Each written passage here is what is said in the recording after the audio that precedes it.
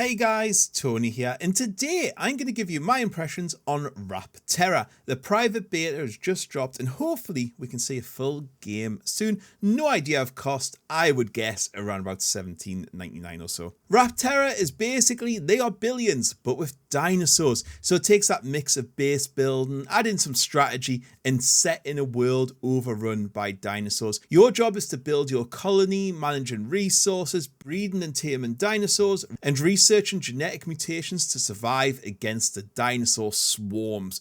And just like they are billions, you can wander around and clear the area to expand out, or turtle, defend, and hope for the best. So how does the game play? Well, if you've played They Are Billions, you'll be right at home here.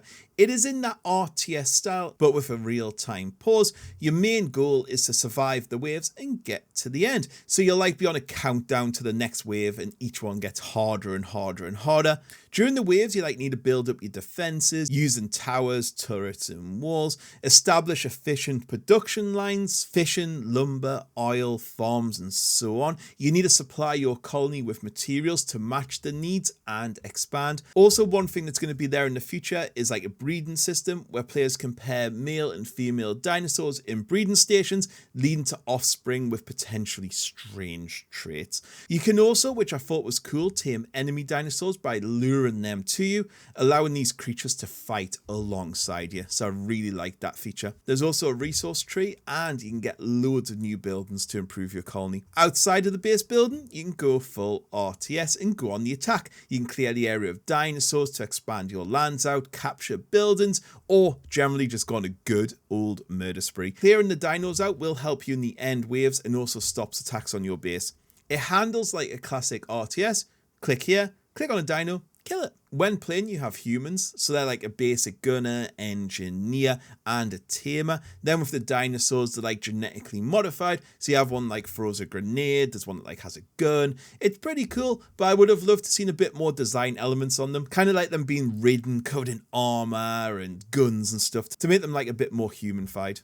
The enemy has a mix of dinosaurs. There's raptors, there's even a T-Rex. Generally, the raptors are super quick, so you have to be really careful when you have your human troops out there, all the way at massive dinosaurs like Bronchiosaurus, whatever you call them. They've got a lot of hit points and will destroy your base if you're not careful. There's also amphibious ones like crocodiles and stuff, and air units as well. There's a lot of variety to take on. The enemy AI can be challenging. You have different speeds and sizes of dinosaurs to deal with, so you do have to keep your wits about you as you walk through the destroyed city and the landscape. In the demo, you get one map and some difficulty modes, plus you can set for how long you want to play for. Basically, the longer you play, the more waves you'll have to get through. I did like this style, as it let you customize your experience a little more. The campaign and other maps will be coming out later, so the demo can keep you busy for a while. You get a good taste of what's to come. I did have a few issues. It suffered the same as They Are Billions, where you just have to spam houses constantly to build units. And with limited building space, it can be a little bit annoying because you constantly have to move your walls and stuff like that. And I didn't like that in They Are Billions, and I'm not a huge fan of it here either. Also, buildings can't be placed by a lot of other buildings, so have that lack of room mixed in with that can make it a little bit annoying and restrictive. It could also do with a little bit more warning when resources are maxed out,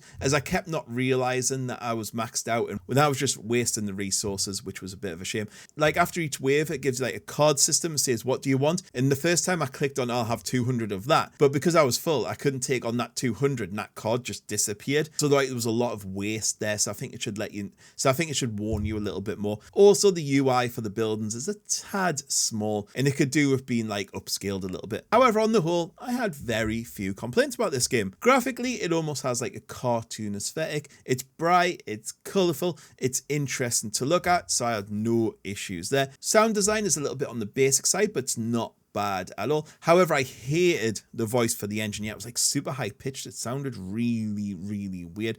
And also, every time you construct a building, it says building constructed, even when you're building walls. And when you're going to build a lot of walls, it's building constructed, building constructed, building constructed over and over again. It's a little bit annoying. So I think they just need to maybe remove that for when you're building walls.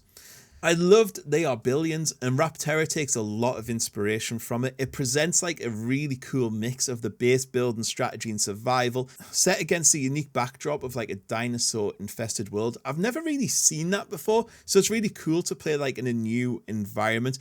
If they can give it an interesting story, a good campaign, keep improving and adding more content, I think this game will do really well. It's definitely at the top of my wish list now, and dinosaur fans alike. So yeah, get it added to your wish list. Support the developer. There's just 2 of them. That's all I have to say on this one. So I'll catch you all later. Goodbye.